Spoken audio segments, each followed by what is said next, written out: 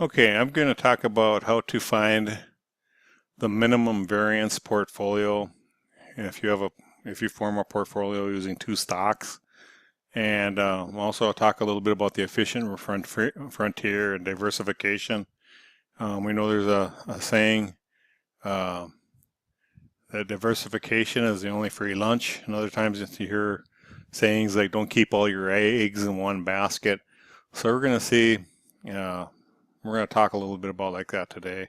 I'm going to show you how to do some of this stuff on Excel so you can kind of see what's going on as far as finding the efficient frontier on Excel, minimum variance portfolio and whatnot. So before we do that, let's go ahead and talk about a couple things.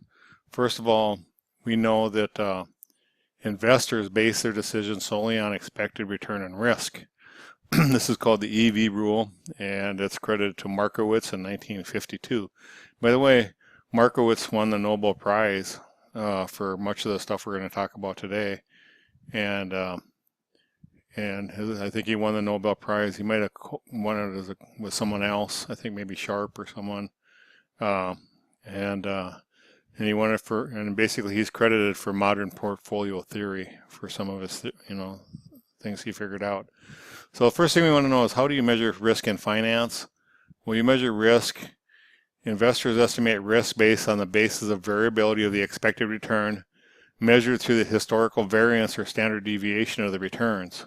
Okay, so you go back and look at the past and try to figure out you calculate what the returns are over, you might go weekly, monthly, daily, and you go back several observations and calculate the variance or the standard deviation, and that tells you basically the historical variability. And that gives you an idea what maybe you expect the variability to be in the future. Now, it's not guaranteed, but that's really all we can look at. A couple rules to look at first. For a given risk level, individuals prefer higher returns to lower returns. So if you have two investments, investment A and B, if they both have the same amount of risk, well, one has a higher return, well, you're going to take the one with the higher return, of course, if you're a rational investor. Also, investors for a given level of expected returns are going to prefer less risk to more. Again, that's kind of like a rationality assumption there. Okay, so if we form a portfolio of two stocks, we could calculate the expected return of the portfolio using the weighted average, and we're going to cover this in a second. So how much money you have invested as far as in a percent, in decimal form of percent, how much you have invested in stock A in percent, plus how much you have invested in stock B in percent times its expected return. So this is called the weighted average of expected returns. So if I had $10,000 and I invested $3,000 in stock A, then this would be 0.3 and 0.7 would be over here. Okay, so the weights are very easy to calculate. And then the variance uses this quite complex looking formula, and I'll show you how to do that in Excel in a second. In fact, let's go ahead and stop right here, and let's go ahead and pick two stocks and try to figure out these two equations. So I guess the first thing we'll do is we'll open up Excel because we're going to use Excel. So I'm going to click on this little window and type EXC and then enter, and then Excel will open up for me. I'll open a new worksheet, and then we're going to go out to, I'm going to go out to Chrome, and I'm going to start a new tab, and I'm going to go to finance.yahoo.com. And I showed this example in class, and I had my class pick two stocks today. So we're going to use the same two stocks we picked in class. One of the stocks they picked was Google, and the symbol for Google is GOOG. That's the ticker symbol. And now Google is called Alphabet, by the way. They changed their name. So this is and we're going to go back 1 year. So I'm going to go here. I'm going to hit historical returns. And let's go ahead and just do weekly. And it says here 1 year back. So we're going to go ahead and just take the default there. And then I'm going to go apply. Okay. Once I apply it, then I should have approximately 50 returns. And I just go ahead and download the data.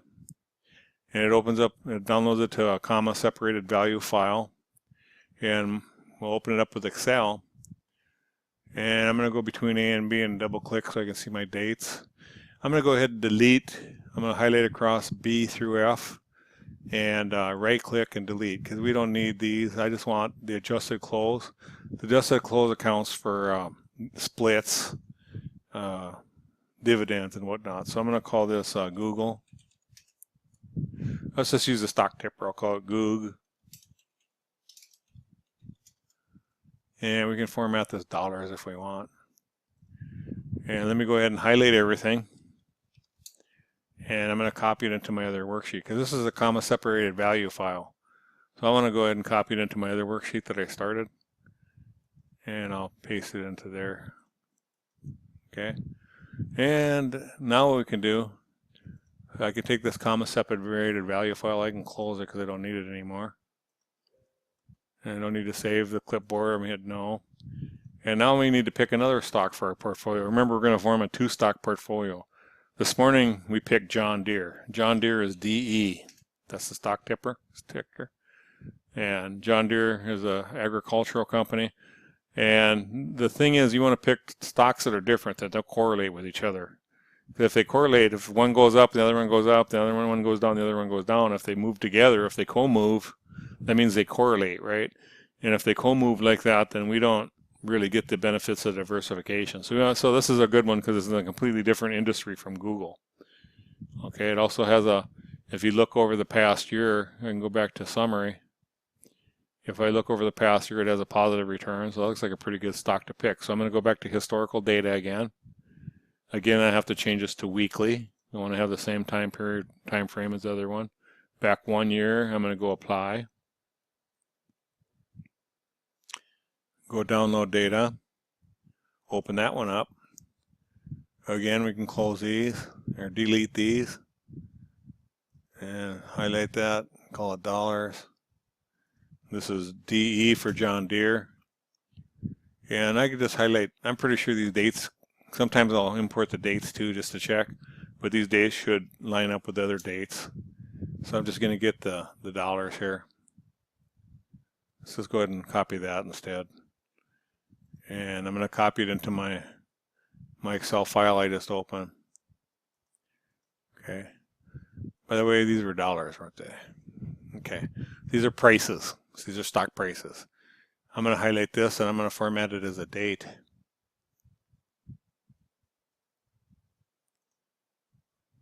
Okay, so these are the dates.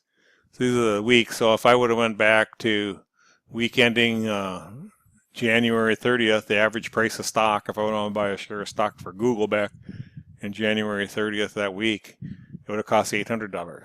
This week, it would cost $820. So these are just the prices, what it would cost if you go to the stock market and buy these. Okay, so the next thing we want to do is do the returns. So I'm going to do,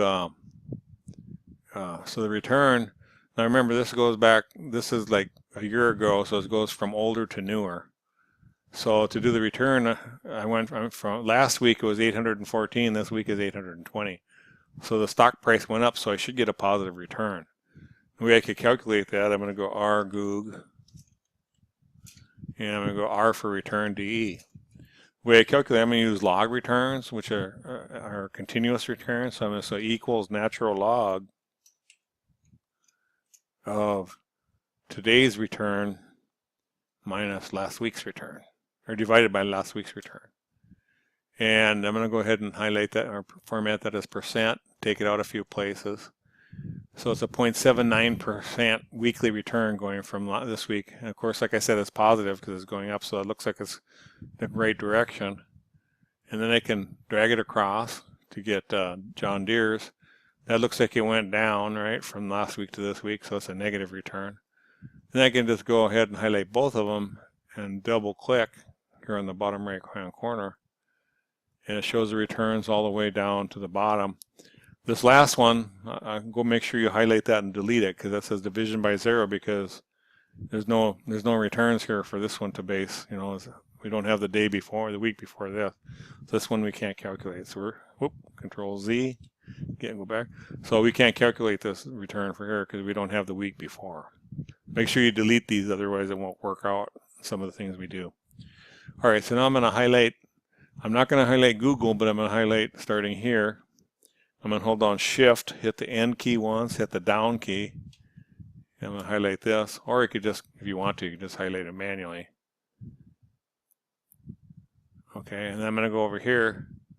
I'm going to call that all that data something. I'm going to call that RGOOG for return to Google. I'm going to highlight this, hold down Shift, tap the End key, END once, tap the down arrow key once, and I'm going to go over here. I'm going to call this RDE for return on John Deere. So now we're going to do some summaries. Okay, so I'm going to go here. I'm going to say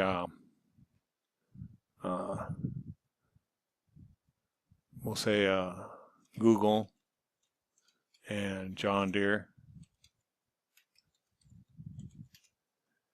And first thing we're going to say is average weekly returns. Okay, I'm going to double click right between here to get that auto fit. So Google is going to equal to average, and we're going to say RGoog. And John Deere is equal to average RDE. I can highlight these two and make them percent, take them out a few places. So that's the average return. So actually John Deere did better last year than Google as far as the average return, right? And Google did pretty good too, but John Deere did even better. John Deere's having a pretty good year, it looks like. Okay, and then we can do the variance of the weekly returns. Okay, and the variance of the weekly return, we're going to use population variance. So I'm going to say equals var.s, and we go RGOG, and that's var.s RDE. Oop, I forgot the equal sign, didn't I? Put an equals in front of there. And then we can finally do the standard deviation.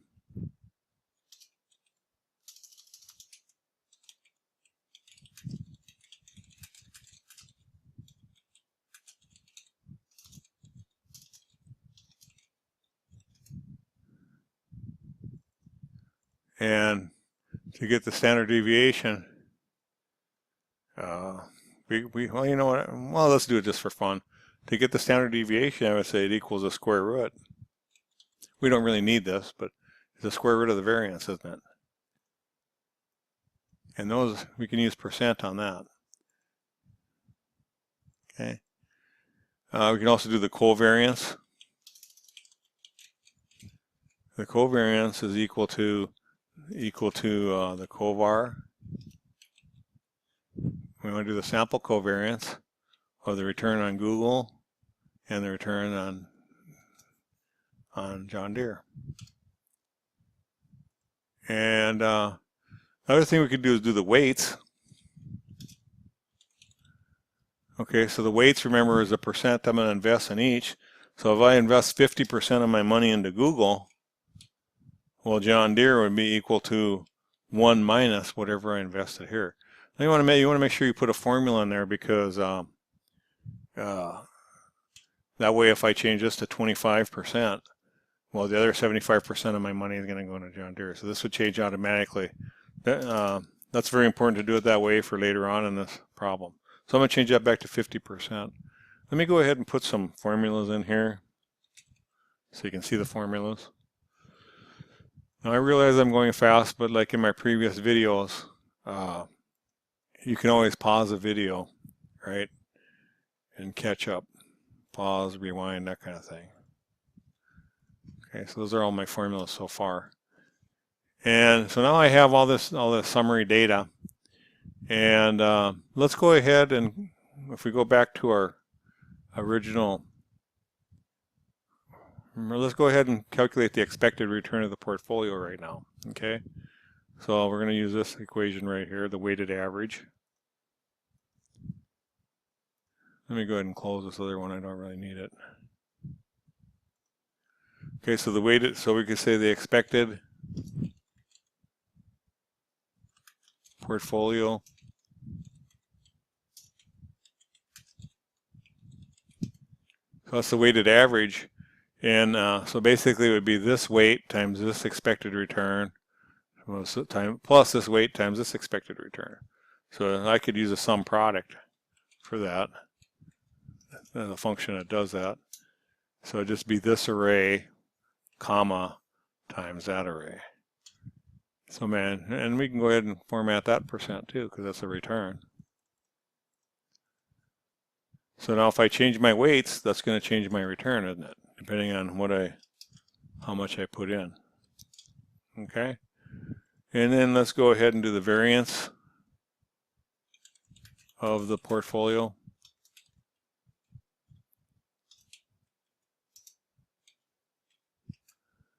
And the variance of the portfolio is this formula here. It looks complicated, but it's not that hard.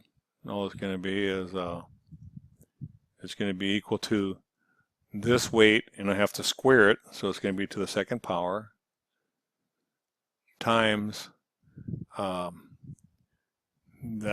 Google's variance, plus the weight that the amount of money, the percent of money I'm going to invest in John Deere, squared, times John Deere's variance, okay, plus 2 times this weight times the covariance. Okay, and then we can do the standard deviation of the portfolio.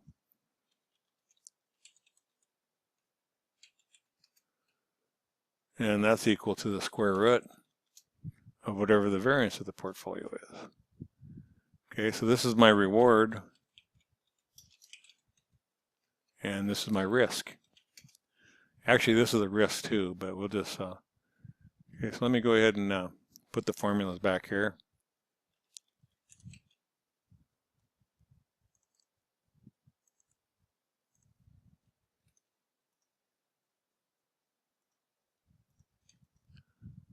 Okay. All right. So we can see, so now we can measure these two things, our risk and our reward. And let me format that percent also. And so really to get a look at this, it'd be good to look at different percents that I invest in Google. So I could say weight invested in Google. And let's just start at 0%. And then go by 5% increments. I'm going to highlight these two and just take it down to 100%. Okay. And then I'm going to go over, you got to do this exactly like I'm doing. You go over one and an up one. Here we're going to put the standard deviation of the portfolio. And then here we're going to put the expected return of the portfolio. And below it, I'm going to go equals whatever I calculated here. And here equals whatever I calculated here for expected return. Remember, as I change this, if I change this to a different weight, all these numbers will change. Oop. All right, so I'm going to change it back to 50 so we all have the same number. All right, so now the next thing I want to do is I want to, for each one of these weights, I want to find out what the standard deviation of the portfolio is and what the expected return. So if I go 0% of Google and 100% of Deere, what do I have? If I go 5% of Google, if I had $1,000, then it'd be $50 Google, $100 Google, $150 Google, and the rest of my money into John Deere. So you get the idea. If I go 100% Google, so I do $1,000 John Deere, $0, or $1,000 Google, $0 John Deere, okay, and so on. So let's go ahead and fill this in. I'm going to do something called a data table. So you have to highlight exactly how I highlighted right here, starting here and then down. We're going to go to the data tab, go to what if analysis, and go to data table. And since the weight I invest in Google is in columns, and what did I call it? I called the weight in Google. So here's Google, here's the weight. So I'm going to click that. That's what I want to vary. And then go OK. It's going to populate that. Let me go ahead and copy that format, that percent format that I have here. Okay, so now if we look at this, we can see here's my risk, right? This is my measure of risk. This is my measure of reward. We can see that if I go all Google or zero Google, I have kind of a high risk, and if I go all Google, I have kind of risk. Somewhere in the middle here, it appears like if I just go by 5% increments, my lowest one would be right here at 65%. Now it might be somewhere between 60 and 65 or 65 and 70, but we know it's somewhere in here, right? Probably between these two. All right. So, but anyway, let's go ahead and graph this and see what it looks like. So I'm going to highlight this, and then I'm going to go insert, scatter plot, and we'll just do this one right here. And we can see, let me drag this out a little bit. I'm going to go ahead and remove the title. And let's go ahead and add some axis titles. So I'm going to click down here on this axis. Then I'll go up here, I'm going to click equals. This horizontal axis is the standard deviation. I'm going to click here. I'm going to click up here and go equals, and this axis is the expected portfolio return. Okay. And I'm going to click this dot right here by itself, and I'm on it. I'm going to go add data label. I'm going to click this dot by itself. I'm on it. I'm going to add data label. So we can see that this one is 0.7805, so this is 0% Google. Oh, what happened to my dot there? Add data label. Oh, I see what happened. Control Z, Control Z.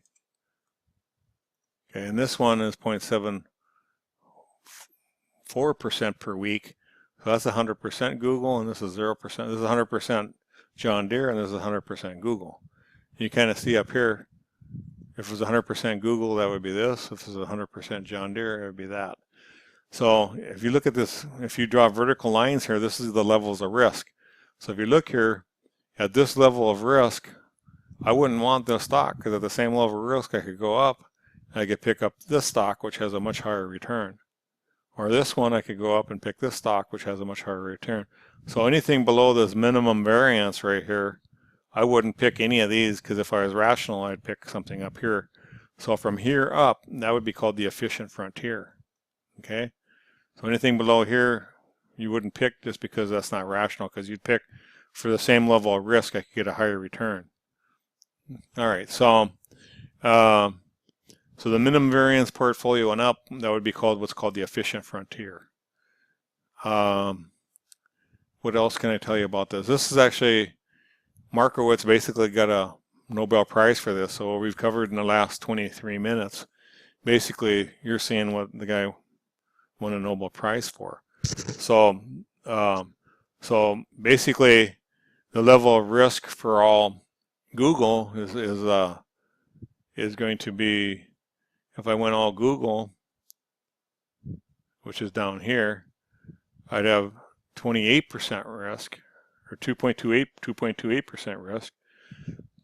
If I went all John Deere, my risk could be 3.5. But I can diversify by picking two stocks, and I could actually lower my risk, and I could actually get a higher return than Google and a lower risk than either of them by picking right here, right? In fact, anything from here to here would be a lower risk than both of them.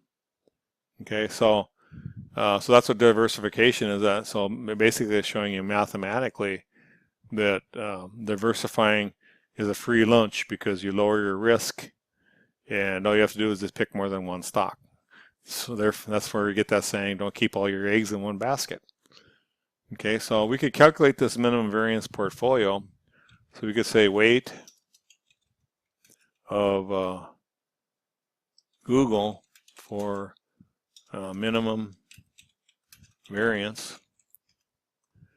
And the formula for that is, I can show you, not there. If I keep moving here, the formula for that is like that. Okay, and it's not, it looks complicated, but I would say it's equal to parentheses. It's going to be the variance of John Deere,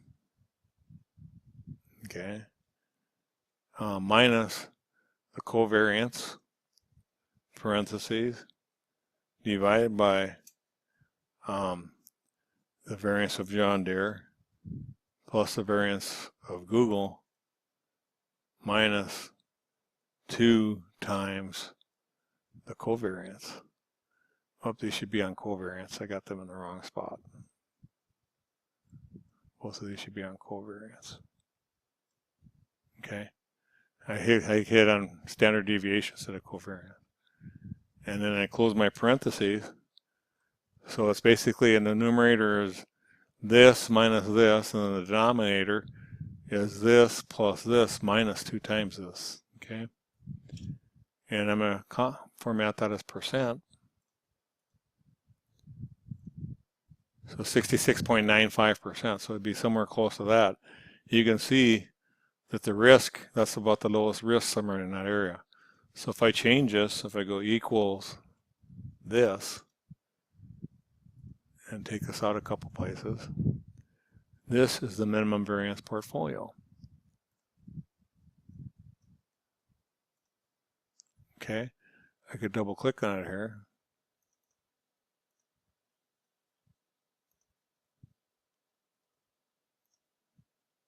.3506 is my return. Okay, my minimum variance is, so my minimum variance is, my minimum risk is a standard deviation, a portfolio standard deviation of 1.8%. Okay, so hopefully that helps. I know I went kind of quick, but I was trying to keep this video under a half hour, and it looks like I did.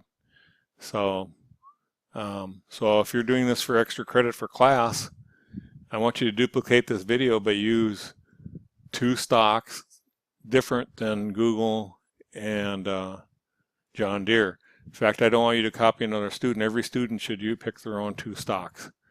All right, and this will be worth 10 points extra credit if you're my spring 2017 class.